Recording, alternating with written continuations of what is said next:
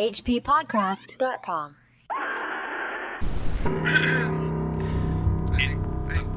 No. Yes. All right. It was the design of Angelo Ricci, Joe Zanuck, and Manuel Silva to call on the terrible old man. This old man dwells all alone in a very ancient house on Water Street near the sea, and is reputed to be both exceedingly rich and exceedingly feeble, which forms a situation very attractive to men of the profession of Messieurs Ricci, Zanuck, and Silva, for that profession was nothing less dignified than robbery. Yeah. Man, people are taking stuff. Yeah, it's a crime story. It is a crime story. Yeah, I like man. crime. I do like crime. I mean, not when it's perpetrated on me or anyone I know. Right, but I like reading about it as it pertains to old men. It's pretty exciting. That was an excerpt, the first paragraph actually, of The Terrible Old Man, which is the story we're covering this week. And we? We meaning myself, Chad Fifer. And myself, Chris Lackey. And this is the HP Lovecraft Literary Podcast. HPPodcraft.com. That excerpt from The Terrible Old Man was read by a very talented young man, Mr. Douglas Sarine. Doug, now I believe Doug is one of the perpetrators of that fine show Ask a Ninja. That's right. If you are familiar with the internet, then you probably have heard of Ask a Ninja, and Doug is actually the ninja. Doug is the ninja. He is the ninja. I could never tell. He's the ninja's masked, so his identity is secret. I thought. I was secret until today. Oh, wow. I think I just blew some people's minds. Mine? Thinking about old people in crime, it reminded me of that movie Dog Bites Man. You remember that? I do remember that movie. It's like a French that's a good one. faux documentary, and I remember it's about a serial killer, and at one point he goes into a woman's apartment to rob her, and he looks at her medication and realizes that she has a heart condition, so he kills her by screaming in her ear, surprising her. That's the lowest form of human being to do that to somebody, you know.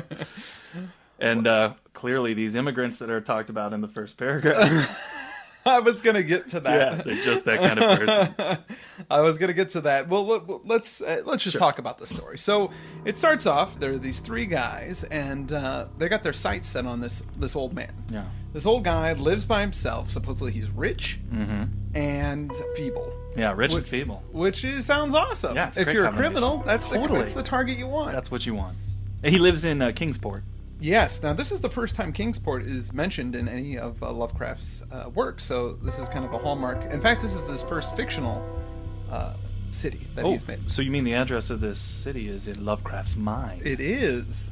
And now in our hearts. This is the first one, though. You know, this is before Innsmouth. This is before Arkham, even. This is, you know. That's pretty cool. So it's the first one. The first time that he begins making this phony New England geography that a lot of his stories are set in. And so our three criminals have their sights set on this old man. But what is it that makes him terrible? I don't understand. Well, he kind of keeps to himself, and the neighborhood kids they don't care much for him. So they throw rocks and things at him, but they hear stories about him. He used to be a sailor. Ah, right. He used to be a captain of East India clipper ships. That's right. Yeah, indeed. And supposedly people would see him, like they would look into his window, and he does strange, queer things. These folks say that on a table in a bare room on the ground floor are many peculiar bottles, in each a small piece of lead, suspended pendulum-wise from a string. And they say that the terrible old man talks to these bottles, addressing them by such names as Jack, Scarface, Long Tom, Spanish Joe, Peters, and Mate Ellis. And that whenever he speaks to a bottle, the little lead pendulum within makes certain definite vibrations, as if in answer. It's almost like a precursor to Whisperer in Darkness, actually, because maybe in these bottles there's the spirit or soul or mind or something of these people. Yeah, absolutely. These discoursing. It also reminded me a bit of Bride of Frankenstein, the movie. Yeah. The James Whale movie, because Dr. Pretorius, who's sort of the other mad doctor in that movie, has a collection of little bottles that he shows off that have people in them. Oh, right. Yeah. And by the way, if anybody hasn't seen Bride of Frankenstein in a while, go check it out, because that's one of the coolest scenes. He's got a little king and a little queen, and they're in these little bottles, and the visual effects are actually quite good, you know, for the time. Yeah, it's been a while since I've seen that, but I do remember that when I was a kid. And also, he's got out in his front yard, he's got some big stones that are arranged in some strange way. They say they're oddly grouped and painted, as some like obscure Eastern temple. Oh my goodness, it's like a little Blair Witch Project stuff going on. Yeah, out there. Yeah. Could be a little Blair Witch action going on there. And the kids, that's what I like. These kids, the bigger kids stay away from him because they've heard the stories, but the little kids just think he's creepy, so they throw rocks in his window and break stuff. Yeah, and they run away. But the people that have been able to look in the windows, they see him talking to the bottles in there, and they don't like that. No. In fact, it says those who have watched the tall, lean, terrible old man in these peculiar conversations, do not watch him again. But Angelo Ricci, Joe Zanuck, and Manuel Silva were not of Kingsport blood. They were of that new, heterogeneous alien stock which lies outside the charmed circle of New England life and traditions. And they saw the terrible old man merely a tottering, almost helpless graybeard, who could not walk without the aid of his knotted cane, and whose thin, weak hands shook pitifully. I'm wondering if this terrible old man is Gandalf. Perhaps. It could be. Yeah. That description sounds a little bit like Gandalf. It does sound like Gandalf. An almost helpless gray beard, had his knotted cane. Yeah. I like how his weak hands shook pitifully. If these were like respectful, good blue-blooded New England types, they would, they'd revere this old man. Oh yeah, but because they're immigrant stock, they just look at his hands and they're disgusted because they're evil. Those Portuguese. Is that what are they Portuguese? Well, yeah, I was gonna. One is Italian, one is Portuguese, it's Christina and one is Ricci. Polish. Wait, really? You know that? So one. I do know that. That was that's gonna be. It was gonna be in one of my notes. I was talking about. So we'll skip it. So these are bad guys, but maybe not totally bad. It says they were really quite sorry in their way for the lonely, unpopular old fellow whom everybody shunned and at whom all the dogs barked singularly. Well, they do have enough sympathy. Like, look at the dogs keep barking at that guy. That guy has it rough. Yeah, it's a shame we got to rob him. It's a shame we got to break his old skull in and take his money.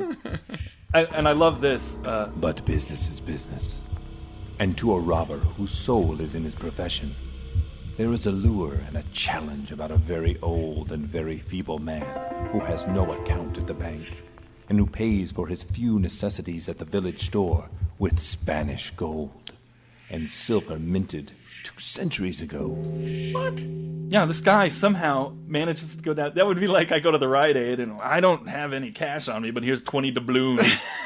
Give me my saline solution. Well, I guess they're...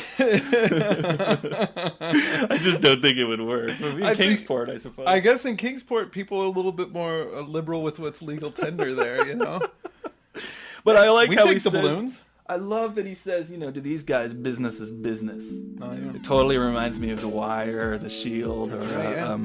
Actually, I was just watching Training Day on TBS the other day, and some goons, they beat up on Ethan Hawke, and then they realize he's actually not that bad of a guy, and the guy's like, sorry, Holmes, it's just business. You have to accept that, when you're in the game.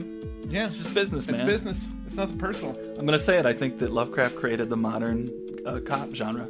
He probably did. Yeah, he was definitely the one. Right in that paragraph. So anyway, these guys, they got a plan. They got a heist plan. Yeah, they picked April 11th. April 11th, which I try to find if there was any significance to Lovecraft, and none. I couldn't find out. I think he just arbitrarily picked it, as far as I can tell. Give it a sense of realism. Yeah, there you go. And they decided that one guy's going to weigh down the car. He's going to be the wheelman, see? And the other two are going to go up to the door and, I don't know, get him to open it up and go in there and... Yeah. Yeah, well, Lovecraft uses the term, he says, we're to interview the poor old gentleman. Right. Which threw me off, because I thought that they were going to... When I first read it, I thought it was like they were going to pretend to be metermen or something and try and ask him some questions. But what he means in this, when he says interviews, they're going to get in there and go, where do you keep your doubloons, old man? Right, yeah. It confused me, too. I mean, I thought maybe they were going to pretend to be Mormons or Jehovah's Witnesses or something and get inside. No. But no, they're talking about interview with sap, Yeah, exactly. They're going to make him squeal. They feared it might be unpleasant work, making the terrible old man loquacious concerning his hoarded gold and silver. For aged sea captains are notably stubborn and perverse. So they're worried, actually, maybe what they're worried about is like, look, I met some sea captains. Some of these guys like to get smacked around. If we go in there and start beating on the old man, we might get the opposite effect. He might, Right. he might make us dessert. He just gives a little. He bats his eyes at Yeah, he'll give us 5 doubloons. We want the whole thing. We want all the doubloons. Immediately, of course, whenever they talk about him being an old sea captain, I think of either Quint from Jaws or the sea captain from The Simpsons. That's the one I was thinking of, yeah, the sea captain from The Simpsons. He's the terrible old man. But, so, the plan is, 2 of them, Ricky and Sylvia, go in. Right. And, they're experienced at making unwilling persons voluble, it says. So yeah. They've So got they some beat up info. some folks. Yeah. Yeah, they beat up some folks. These are not... These aren't the kind of guys you want your sister dating. No, not at all. These are bad dudes. Yeah, they're bad. So they decide to execute this plan. Yes.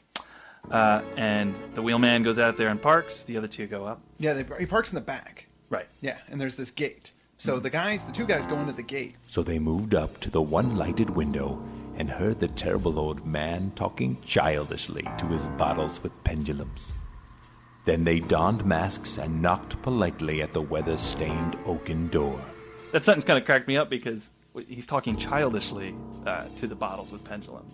Yeah. What does that mean exactly? That's just creepy is what that is. These bottles are my bestest friends. Or maybe he was talking a little kid voice to him. That makes it even creepier. Let's read Tiger Beat. Also, that I think it's funny that they don their masks and they got all psyched up to go on and beat this guy. Then they knock politely on the door. Knock, knock. I'm sure that they're ski masks or nylons. Well, they're probably not nylons. No, they don't.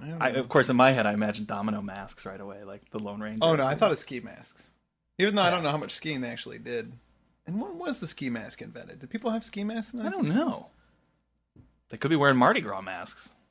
They could be. Or maybe, maybe they're wearing some dead president masks. Maybe they got like Teddy Roosevelt masks on or something like that. That would be James cool. Buchanan mask. Yeah. No, I'm going to be Polk. Well, so our wheelman's in the back, and, all he knows is they go around, they knock politely, and then that's the end of things for him. Yeah. He starts, he's back there waiting. Waiting seemed very long to Mr. Zanuck as he fidgeted restlessly in the covered motor car by the terrible old man's back gate in Ship Street. He was more than ordinarily tender-hearted, and he did not like the hideous screams he had heard in the ancient house just after the hour appointed for the deed. Had he not told his colleagues to be as gentle as possible with the pathetic old sea captain? Very nervously he watched that narrow oaken gate in the high and ivy-clad stone wall. Frequently he consulted his watch and wondered at the delay. Had the old man died before revealing where his treasure was hidden, and had a thorough search become necessary? Mr. Zanuck did not like to wait so long in the dark in such a place. It's very Lovecraft, too sensitive to participate. Gotta wait outside and watch by himself. Yep. It actually reminded me of our last story, Statement of Randolph Carter, where the guy's left out there to wonder what's going on, and he gets creeped out. Yeah, doesn't know what's going on. Pondering. That's kind of what horror is about. It's about that, you don't have control over what's going on. Yeah. Yeah, you're a spectator or a victim. And there's something going on, but you don't know what it is. Exactly. It's unknown. It's unknown, so therefore you have no control over it. Right. Scary stuff. Yeah. Then he sensed a soft tread or tapping on the walk inside the gate, heard a gentle fumbling at the rusty latch, and saw the narrow, heavy door swing inward. And in the pallid glow of the single dim street lamp, he strained his eyes to see what his colleagues had brought out of that sinister house which loomed so close behind. But when he looked, he did not see what he expected, for his colleagues were not there at all, but only the terrible old man, leaning quietly on his knotted cane and smiling hideously. Mr. Zanuck had never before noticed the color of that man's eyes. Now he saw that they were yellow. Yellow eyes! Pretty creepy. It is pretty creepy. Pretty creepy. Do you remember? I think you pointed this out to me, actually. This was a long time ago. They had a PSA billboard for hepatitis. Yes. And this made me think of that immediately. And it was like a bunch of Wisconsin teens. Yeah, like good-looking teens. Yeah. They're like, kind of rough, kind of cool. Right. But they had yellow eyes. They had like jaundiced yellow eyes, yeah. and it was an anti-PSA, but it totally didn't work. No, they look like cool werewolves. Exactly, they look like some kind of cyberpunk werewolves or something. I was like, where do I get this hepatitis? That's so cool. But it would be pretty scary, I guess, if he had yellow. I imagine that they're very yellow eyes. Oh, right. And I didn't think they were like jaundices. Like, No. the iris of his eye is, colored yellow and kind of luminescent. That's pretty scary, man. And just, he's in trouble. Yeah. But now the turn that happens, it's kind of a cut. At that point, there's a cut. He sees the old man, he gets scared. It's like, what happened to my buddies? Cut to, we're talking about Kingsport. There's some hubbub going on in the city. It's the next day. What's happening? Little things make considerable excitement in little towns, which is the reason the Kingsport people talked all that spring and summer about the 3 unidentified bodies, horribly slashed as with many cutlasses, and horribly mangled as if by the tread of many cruel boot heels which the tide had washed in. And some people even spoke of things as trivial as the deserted motor car found in Ship Street, or certain especially inhuman cries, probably a stray animal or a migratory bird, heard in the night by wakeful citizens. But in this idle village gossip, the terrible old man took no interest at all. He was by nature reserved, and when one is aged and feeble, one's reserve is doubly strong. Besides, so ancient a sea captain must have witnessed scores of things much more stirring in far-off days of his unremembered youth. Wow, man. That's the end of the story right That's there. it. That is the end. And a cool ending. That's a little different. No italicized sentence at the end. It's kind of a little bit of an epilogue, really. Yeah, it's like, he held the revelation away. I mean, I guess the old man being alive and having yellow eyes is in a way the revelation, but he still doesn't expose anything. There's not, No. And everybody talks about these bodies that showed up, but nobody thinks to ask the old man about it. He doesn't inquire about it. Why would he's feeble. He's feeble. He has nothing to do with Right. 3 dudes turning up. Man, it's pretty creepy. They were they were all cut up and sawed apart by cutlasses.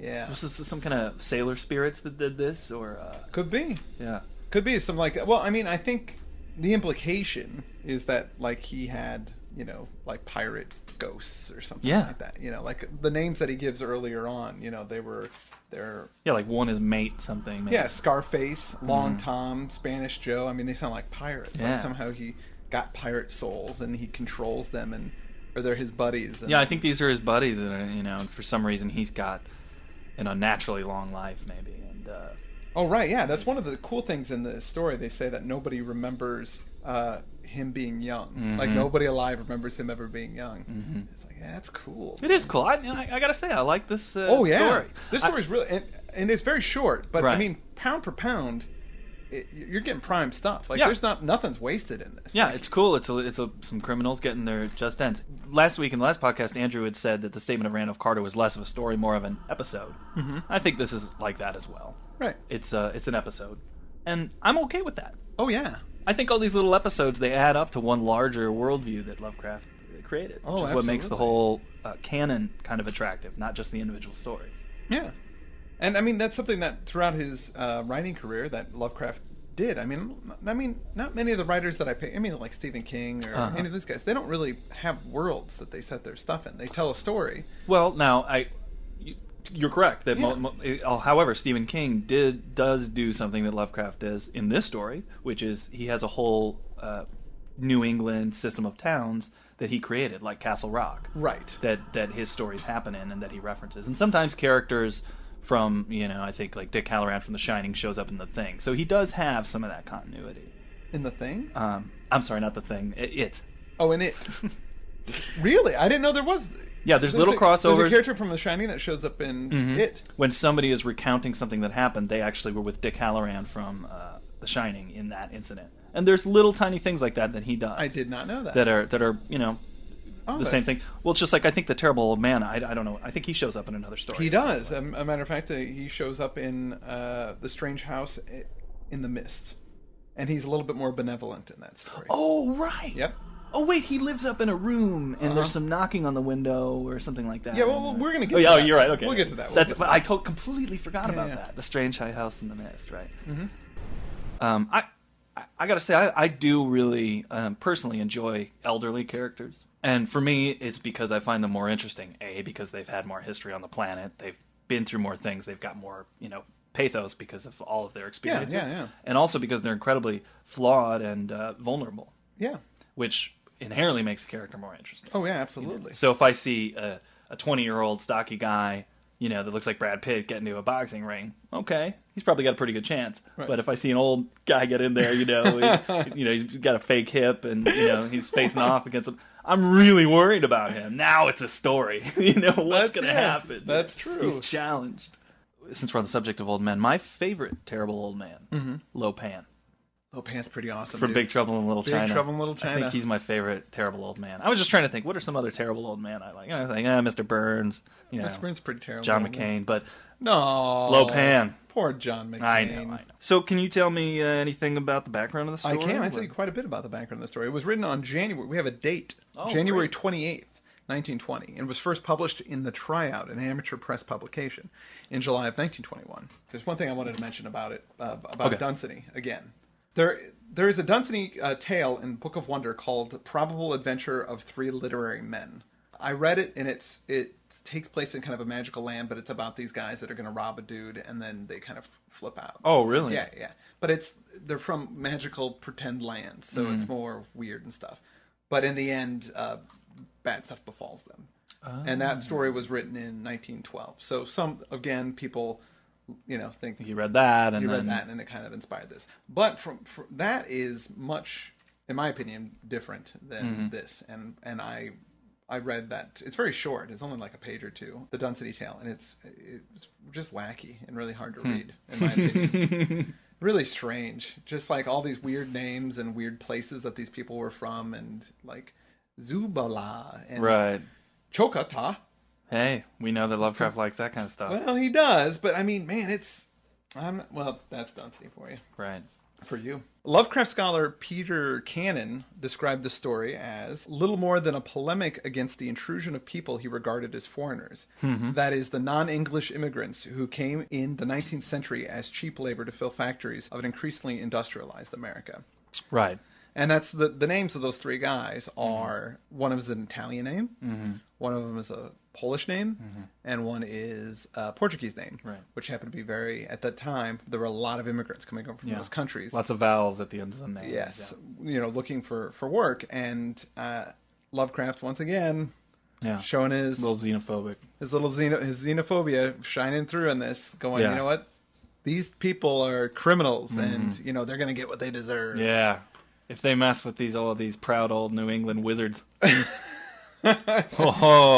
Knocked on the wrong door, foreigners. And as I said at the top of the podcast, Kingsport, which is a fictionalized city, Lovecraft mentioned in one of his letters that he had based it off Marblehead, Massachusetts. Oh, okay. So that's kind of, if you've ever been there, which I haven't, that's kind of what Kingsport is supposed to be like. All right, cool. This kind of fear of European immigrants was kind of in the air at the time. The Sacco and Vanzetti trial, I think, was around this time. 1921. Yeah. So a little after this, but, people, it was a general, widely held fear in America. It was definitely the climate for that. Yeah.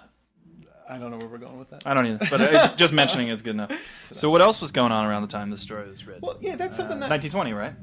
Yes, it was written in 1920, and earlier, just months before, the year before, because his story was written in January, so it's the beginning of the year. Okay. His mother was institutionalized. His mother was institutionalized before he wrote the story? Yes. Oh, wow. Yeah, so, I mean, all of these stories, these 1920, the last story that we read before this, too, was also written in there. He didn't have siblings.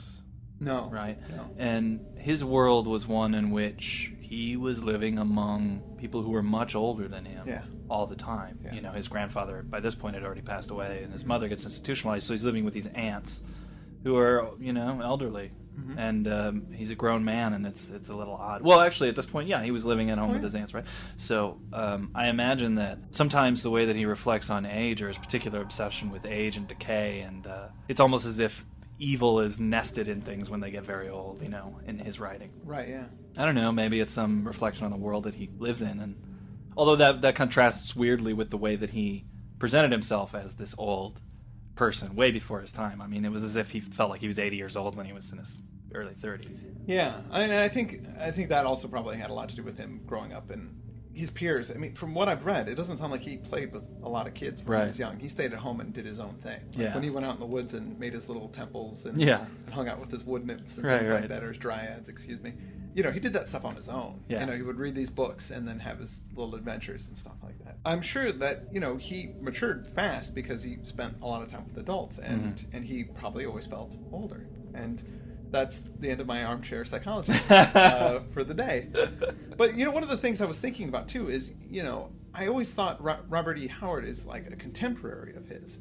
Oh, no, he was a much younger man than him. He is. In fact, at this point, Robert E. Howard was only 14 years old. Right. So and, well, Robert Bloch as well was just a teenager when he was talking to H.P. Lovecraft. Yeah. Yeah, that's something that for some reason, I thought they were like the same age and they were peers. But Lovecraft is 30 at this point. Yeah. So, or almost 30. Yeah, his birthday isn't yet. But I think that's so cool that he was encouraging younger writers. So many people do not have an appreciation for the next generation because they're threatened by them. Yeah, older artists, they just don't like these kids. People in general are always bashing kids, which drives me nuts. But I think it's so cool that he supported these young writers. Absolutely. And they gave back just as much. You know, they were clearly interested in his work as well. Well, I mean that's kind of cool. Like, there's sort of a cosmic justice to it. Like, the fact that he did this cool thing and nurtured these young artists, that they kind of venerated him. And, yeah, sure. You know, August Derleth, if it wasn't for him, I would know who H.P. Lovecraft was. Right. Or is. By doing that, by, you know, seeding the next generation, he kind of, in a sense, you know... Was a wonderful old man. But, you know, also at this time period, there's a few other things. These are some little note tidbits I wanted to throw out there. Feed them to me. Paint a picture. Paint a picture. I'm going to look at it. Babe Ruth, this month, the month that this story was written, was traded to the Red Sox. Shut up. It's true. This happened before he wrote the story. So maybe... The terrible old man was Babe Ruth. Oh my God. I just throwing that out there. I don't know if that's true, but it's a theory I'm working on. I just peed a little. Also,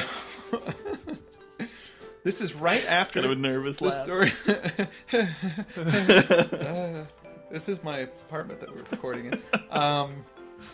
I would have to clean it up. Yeah. Also, this is right after Prohibition took effect. The 18th Amendment of the Constitution. Right. Which was on the 20th of January. That's why the old man's hands were shaking. Yeah, he had no booze. Yeah, he couldn't get his hooch. Panther sweat was gone. Another little news tidbit of 1920. Good old George Polly. Do you remember George Polly? I don't. He was known as the Human Fly. Oh my gosh!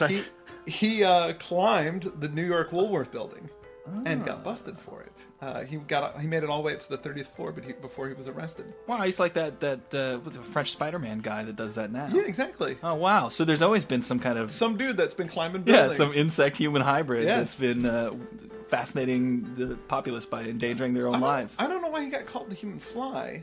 I mean, I'm sure it's out there somewhere, but why? Because flies fly. He's just climbing something, you know. And I would think a spider would be way more appropriate. Maybe he threw up on his own food. You know? Maybe it has nothing to do with this climbing. It's called the Human Fly for totally different reasons.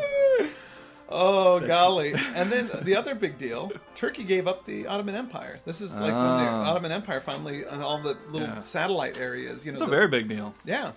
I think that generally when people think about Lovecraft stories, that they think of that age and that time, and you know, I know part of the attraction of the Call of Cthulhu role-playing game is that it's set in that really vibrant decade when fashion was so individual and crazy, and right before that stock market crash, so everybody was just spending their credit and living on the high horse, and there were all the speakeasies, and obviously organized crime was flourishing because of Prohibition, and it's such an interesting time period. I hope that we get more of an opportunity to explore it as we read more of these stories. I hope so too. So what do we have next week, Chad? We are doing 2 stories next week. Because, Whoa. Yeah, 2 stories in one podcast? You know what? It's time for a double feature here at the HP Lovecraft Literary Podcast. We are doing The Tree. Oh, yes. Which some of our listeners have already expressed intense interest in. Yeah, excitement. And then we're doing The Cats of Ulthar. Or Ulthar. Depending on what part of the United States you're from. I always Althar is how I say Althar? it. Yeah. I don't know, though. It's again... In the East, they say Althar, and out here in California, they say Ulthar. Ulthar. Yeah, it's just the way it's always been. Anyway, we're going to do The Tree and the Cats of Ulthar together, double feature. Yeah. They're both very short, so, you can read them on the crapper. You can read them during lunch. You could easily read them both on the crapper. Yeah. One of them, even if you got diarrhea, you could read it. Well, that's all I've got this week. Unfortunately. Yeah. Or fortunately. Fortunately, that's all I have, too. Yeah. All right. Well, I'm Chad Fifer. And I'm Chris Lackey. This has been the HP Lovecraft Literary Podcast. HPPodcraft.com. Good night. HPPodcraft.com.